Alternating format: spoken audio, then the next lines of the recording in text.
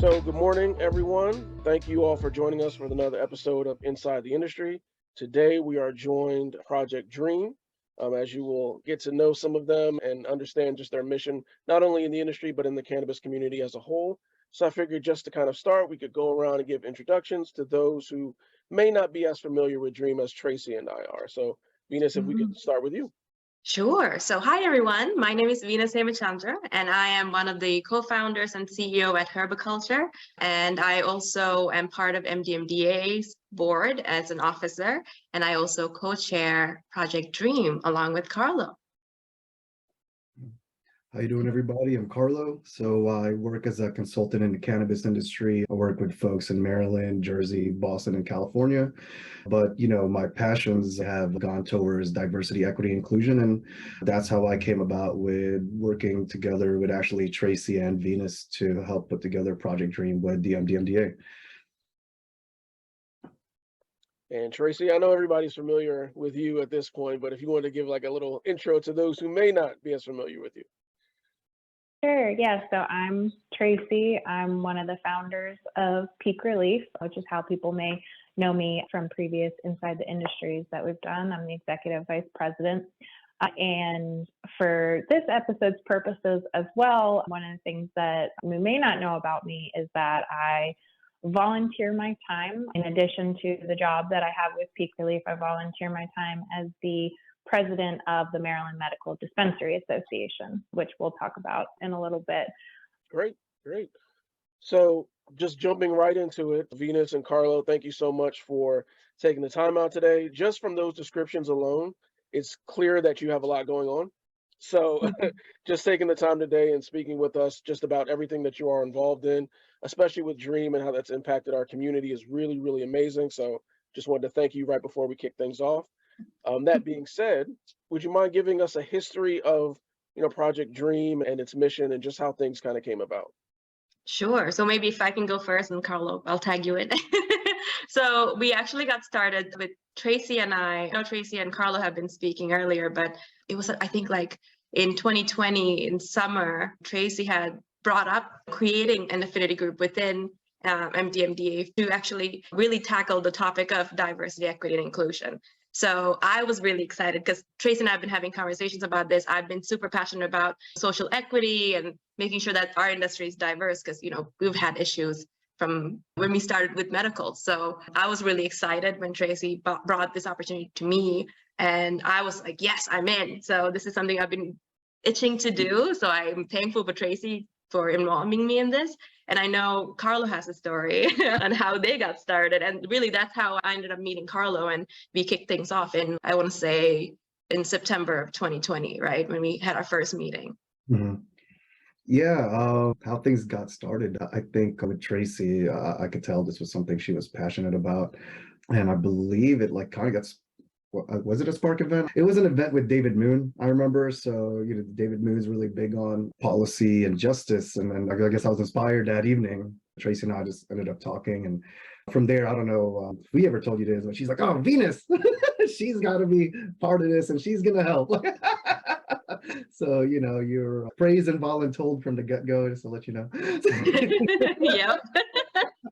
No, it was But, great. And I think like when we met Carlo, I mean, we were on the same page on a lot of things. We knew exactly what we wanted to do. I think we kicked off, as I said, in September. We have a fair amount of we're a voluntary group. And to say that there are folks that are really passionate and focused on this mission speaks volumes. So we have a whole bunch of other dispensary members that are part of this. So I know there's Megan from Trilogy, that we have Dexter from Marion, Maine, we have Crucial, and a whole bunch of other folks that are here that are really fighting to make sure that we're setting up expungement events, employment opportunities, and a whole slew of things that I'm sure we're going to get into shortly. But that's how we got started. We kicked things off in September, and we had I think our first mentor event in like June of 2021, which was amazing. We had a bigger turnout than we expected, and we got a lot of good feedback on what we can be doing to help the community. Big shout out to Tracy because, all those folks, all the other folks who've gone to help out, like Kiana too. I mean, all came from Tracy. Kevin, I don't know if you knew this, but she actually was the one to really help us actually find the team through all our volunteer work. So all of this work would not have been possible without all these folks, and we wouldn't have been connected without Tracy's work. So thank you. Project Dream wouldn't happen without you guys as the co-chairs. For the folks out there, just to help remember us easier. So within Dream, think about the D for DEI. R is for relief, E is for education, A is for action, and M is management. That's why we have multiple volunteers, and we all kind of focus on little bits on how can we do more things in education? How can we be more active with policy?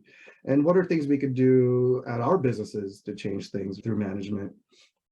So as you can see, we really love doing everything together. And that's what the R, the ReLeaf is for, is to actually create a space for folks like us to be able to interact freely within a social or business space.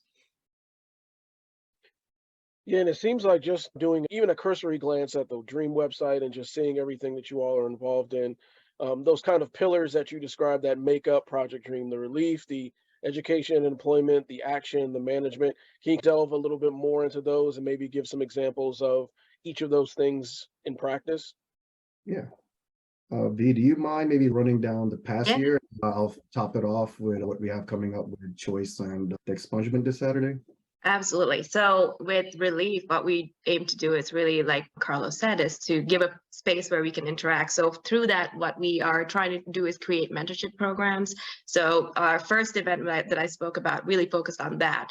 And how do we create this kind of relationship where if you're interested in getting into the cannabis industry and you want to be able to speak to somebody and know how to get in there, we are providing that opportunity for you to meet folks that have been in the industry, whether it be primarily in dispensaries, because that's what we're through the MDMDA, but certain growers and processors as well, because we do want to look at the industry holistically. So that's really what ReLeaf focuses on when it comes to employment and education. So we've held multiple free education events, especially in communities of color, so that we could really deal with the stigma. There is a big stigma around cannabis, and what we are feeling is that that keeps a lot of people of color away from the industry, while this is an opportunity for you to really create generational wealth and participate in something absolutely brand new as a new industry. So through those events, they were free events and they were sponsored by folks in the industry so that we could do a free event for the community to come in and, again, talk to people that are in the industry, get to know what we're about.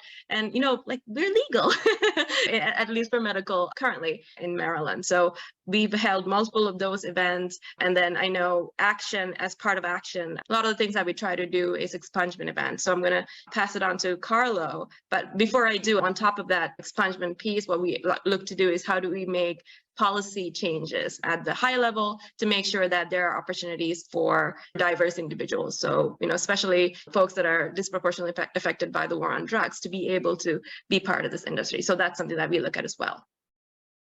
Mm-hmm.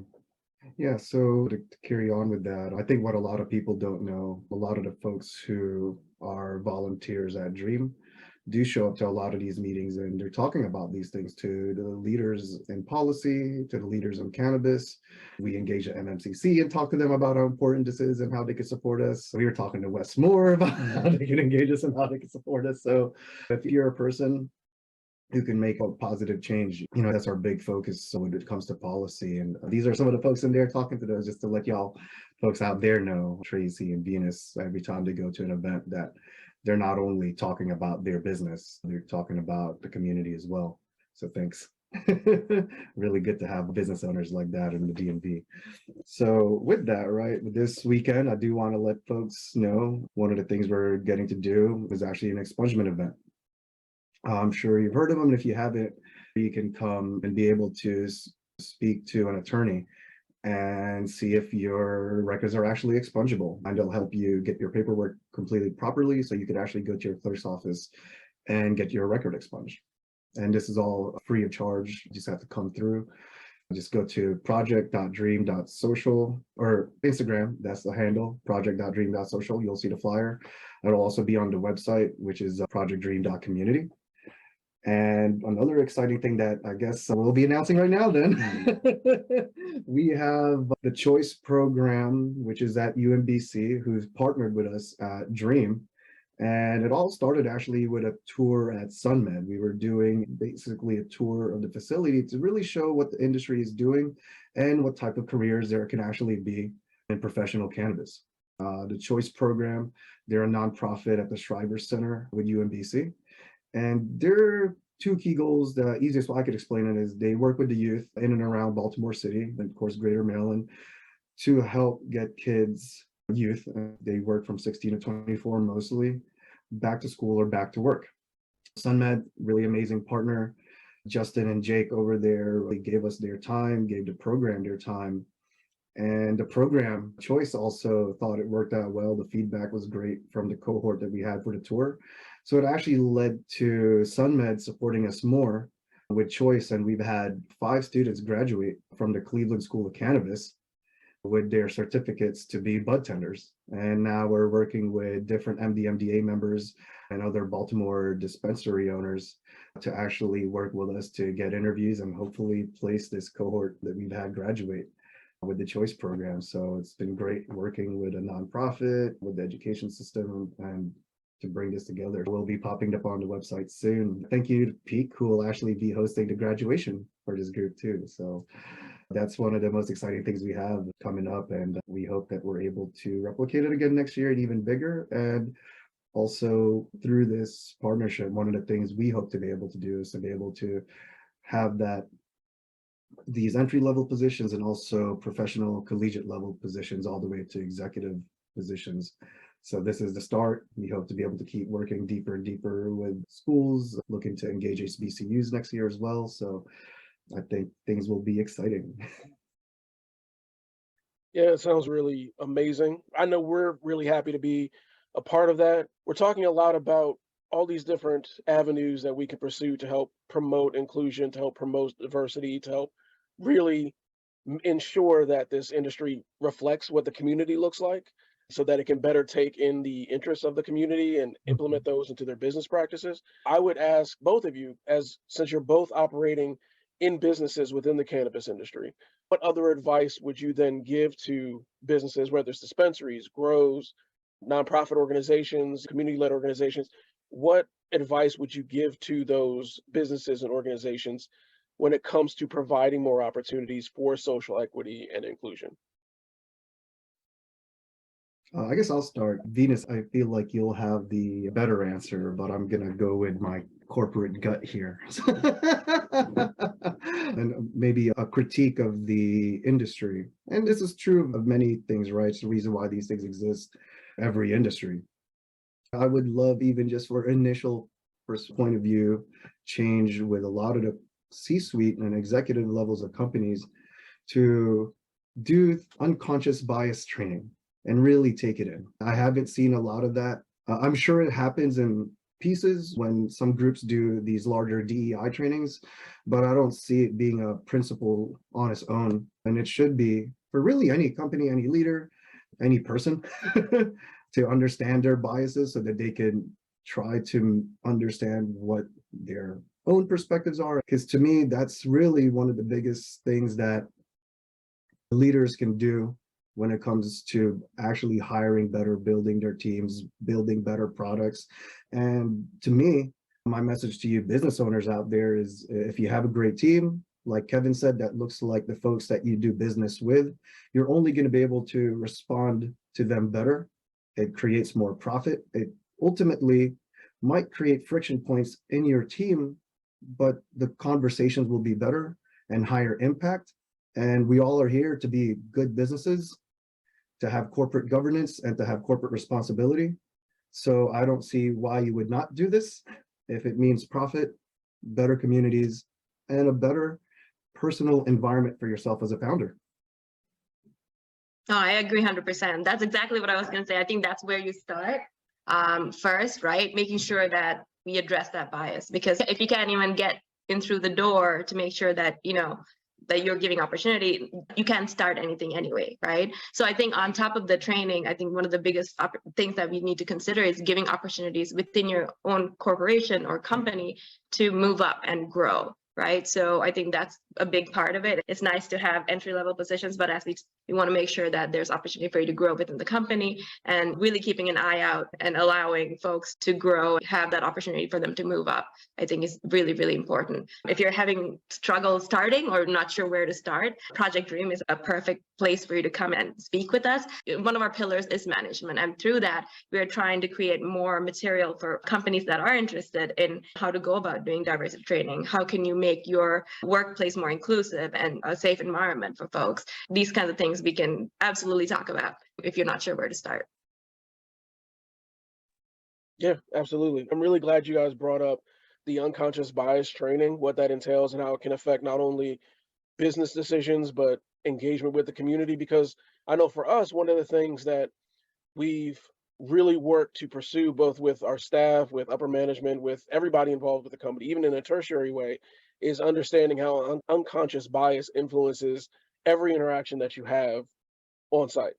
It could be from staff to staff, it could be from staff to management, it could be from staff to patient, it could be from patient to patient that you see and you're a third party to. There's so many ways that unconscious bias manifests itself in the workplace. And I know that even if it's just a matter of teaching our staff how to respond to it when they receive it from a patient or when they receive it from another staff member is incredibly important. So thank you for bringing it up, because you'd really be surprised, I think, well, maybe you wouldn't, but speaking to our viewer, you may be surprised in terms of just how often it occurs and just how much it influences so many different aspects of your interpersonal relationships, both professionally and personally. So thank you for bringing it up, because I think it's something that we all need to definitely keep in mind. Tracy, I know you spearheaded a lot of those efforts at Peake, whether it comes to diversity training, whether it comes to the bias training, just whatever we can do to make Peake ReLeaf the type of company that a community would feel welcome in. So I wanted to kind of throw it to you as well, just to share some of the things that you've done at Peake in regards to this kind of topic that we're talking about. Yeah, I think that as a management team, we have always been on the same page about how important it is to really examine how the company's doing and the company's unconscious biases. So in 2021, we found that since we had been open for a couple of years, we now had a couple of years of data that we could look at and begin to compare. And that's where I think some of the initiatives that we've been working on at Peake ReLeaf has really been able to blossom. We look at our demographic information of our employees. We look at not just what is the demographic diversity of our employees, but also what is the demographic diversity of our managers? Because as you guys were saying, it's important, of course, to get people's foot in the door, but you want to make sure that the people making key decisions, the people in leadership roles who are influencing the direction of the company and the decisions that are being made, that those people are also coming from diverse backgrounds too.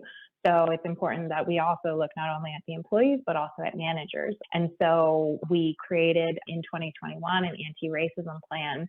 First, we had to understand what our unconscious biases are at the company. And we could see in terms of race and ethnicity and gender and age and other areas too, but those are the main areas that we targeted in on. What does Peake ReLeaf look like at a combined employee level as well as at the managerial level? And then we could compare that to previous years to see if we have any trends.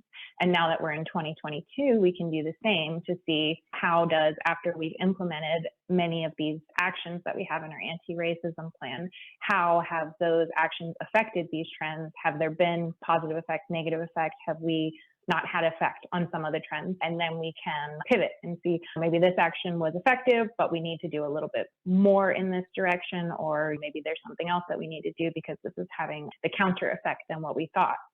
So that's really been one of the main things that we've been doing. And at Peake ReLeaf, for us, we bring all of our employees in at the entry level, and then we promote from within.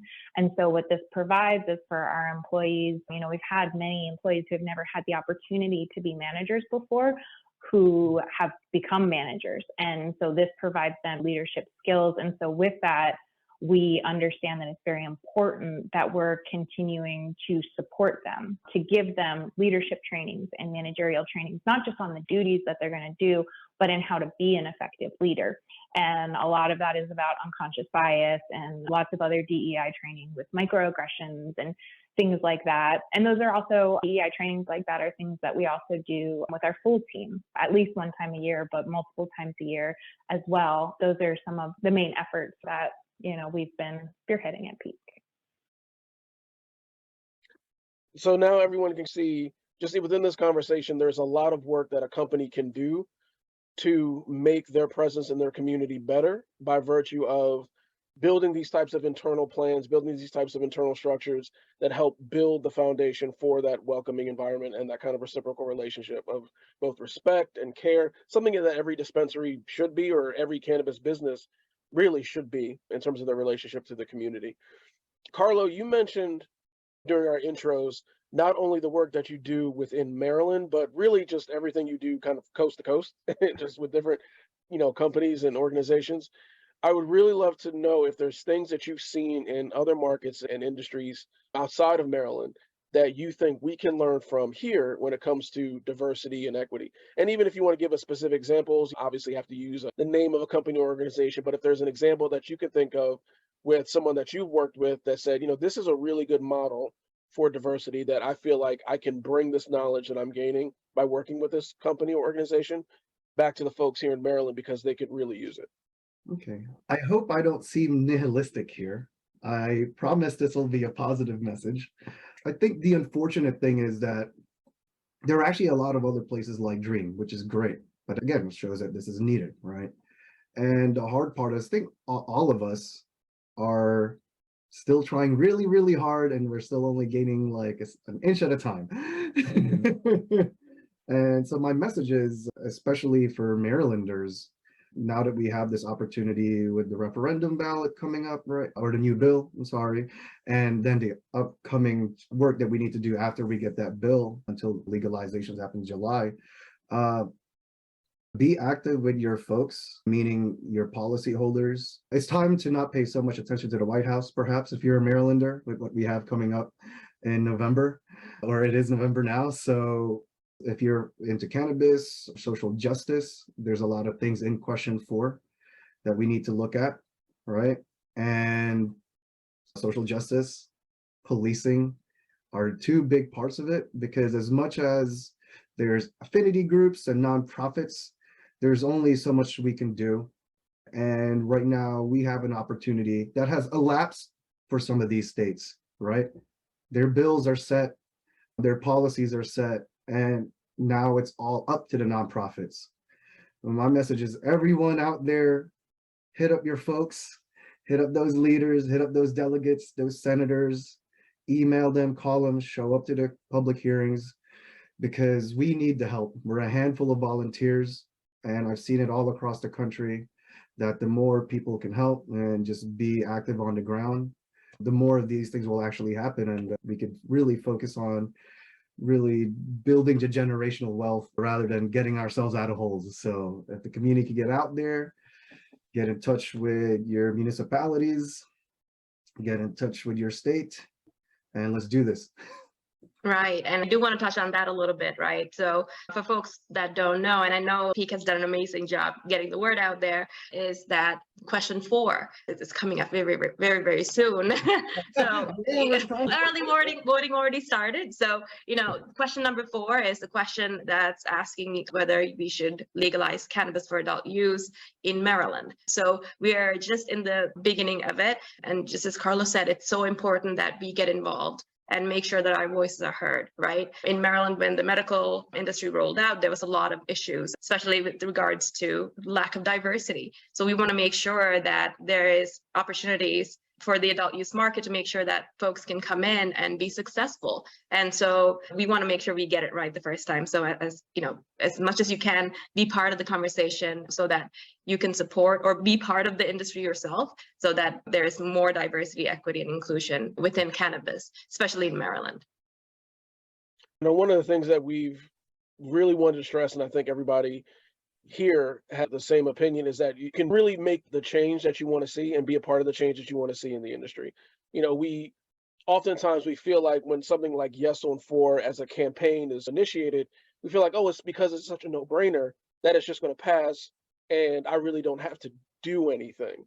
But the assumption there that it'll just pass is one that prevents things like these from passing success often enough. So we definitely want to get out there. We definitely want to be a part of voting yes on question 4, because not only will it bring new jobs and a boost to the economy and increase state tax revenue, but we're really talking about how it affects policing in communities of color. We're talking about ending the failed cannabis prohibition that's lasted for decades, talking about building that cannabis business assistance fund to help minority and women-owned businesses that are seeking to enter the cannabis market, the community reinvestment and repair fund that's part of it. So there's so much that's wrapped up in this that could really be a positive boon for not only the cannabis industry and those that are patients within the industry and the community here in Maryland, but just Maryland residents, period.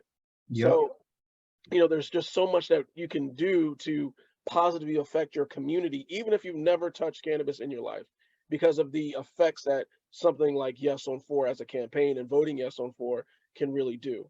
So just coupled with what Venus is saying, what Carlo is saying, we can be a part of this change that we really want to see within this industry and within this community. And it really can be just as simple as getting out to vote or the mail-in ballots that were available and accessible. Like there's really no reason why we can't all be a part of this change that we want to see. So I'm glad that you guys brought up question 4 and the effects that it can really have for all Maryland residents and not just for people that are using cannabis. Exactly. I love that you bring that up. It's for all of Maryland, right? It's like all the public and private partnerships, the tax revenue, bringing a lot more value into already valuable rural areas, our farmlands, right? Bringing more partnerships and investments out to those places. So for me, it's a no-brainer. I believe Maryland is one of the places that has a higher number of veterans for a state actually in our citizenship. So yeah, for me, a lot of these things that we are building for equity, I think will also work out really great for our veteran population. It's all wins for me. It's not every day that you come up on something. And I think as Marylanders, we have the right amount of progressiveness. So I think we'll build very responsible cannabis industry. So for folks who are afraid that it could go rampant, from many of the leaders I met, from policy to business owners, we're not against the fun, but we also understand that this is medicine. So I think we'll have that balance as an industry, as long as we have the support from people. At least this group, you know what I mean? We got y'all. We got y'all. Support us.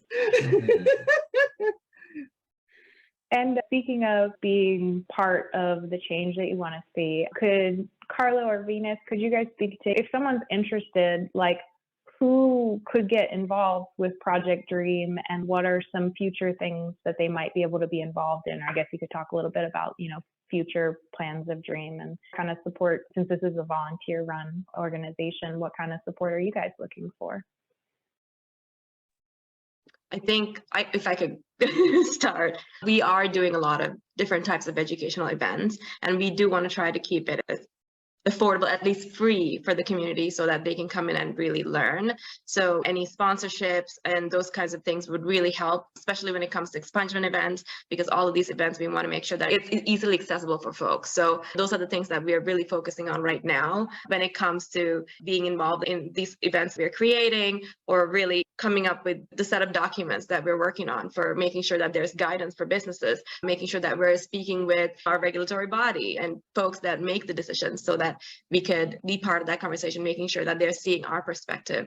I think our website, projectdream.community, is a perfect place for you guys to go and check us out. If you're interested in coming to any of the expungement events, there is a sign up QR code there at the website. You can go sign up. If any of the events that are happening is not working out for you, there's more coming up. And honestly, just whatever help we can get at this point is amazing. Carlo, you've been working a lot with the Choice program, where we need laptops and things like that for the students there. So maybe you can touch on that a little bit as well. Yeah, we're going to continue to hopefully grow the Choice program. The devices were one of the things we spoke about. So what actually happened, what we did with the last group is that the sponsorship went to their education to get their certificates. So we hope to be able to continue that and be able to actually cover more things like internet and devices, and hopefully a bigger group too. So hopefully we could double that group by next year and start a college program by then. So that'd be, cross my fingers. Definitely. So is there anything, just kind of bringing the conversation full circle, is there anything else that you would like to kind of stress, not only to our patient community, but to businesses, organizations? Just what would you like to see more of in terms of just support for, not only support for Dream, but just support for the mission objectives that you all have and the vision that you have for the community and the industry? Just any kind of parting words that you would like to leave with everybody. Hit us up. We'd love to talk to you. We need more volunteers. So if you or someone within your team has some capacity to volunteer within your cannabis business, that would be great. People who are members of the MDMDA could also actually serve as board members of Project Dream, as part of being an association too. So if you're there and you really, really want to get active, MDMDA members, hit us up. You want to learn more about affinity groups. That's pretty much what I helped bring to the group. I sat as a co-president and a chair member of affinity groups in the past. So bringing that structure and the know-how. So if that's something you want to get through this experience, bring it back to your shop. Please, please, please hit me up. Just go through the website or the Instagram and it'll make its way to me. It's best.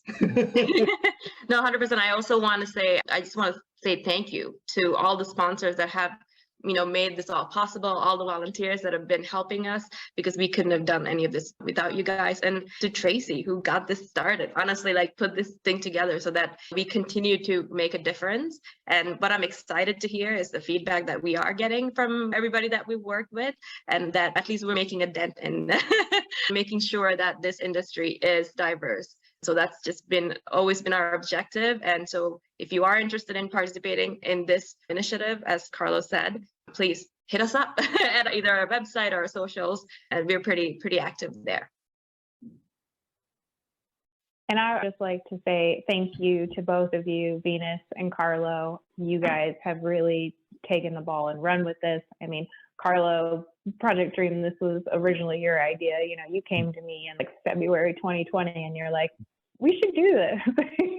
And I was like, yeah, we should. We could do this. So it really, would not have been possible without all the hard work and dedication you guys have put to it. And it's, been doing this now for, we're at the end of 2020. So over 2 years, we're closer to 3 years at this point. I'm really proud to see what it has grown into. And I'm really excited to see how, as we continue to get volunteers and we continue to be able to build this and build those relationships in the community and with different organizations, what we can really do with this. So thank you both.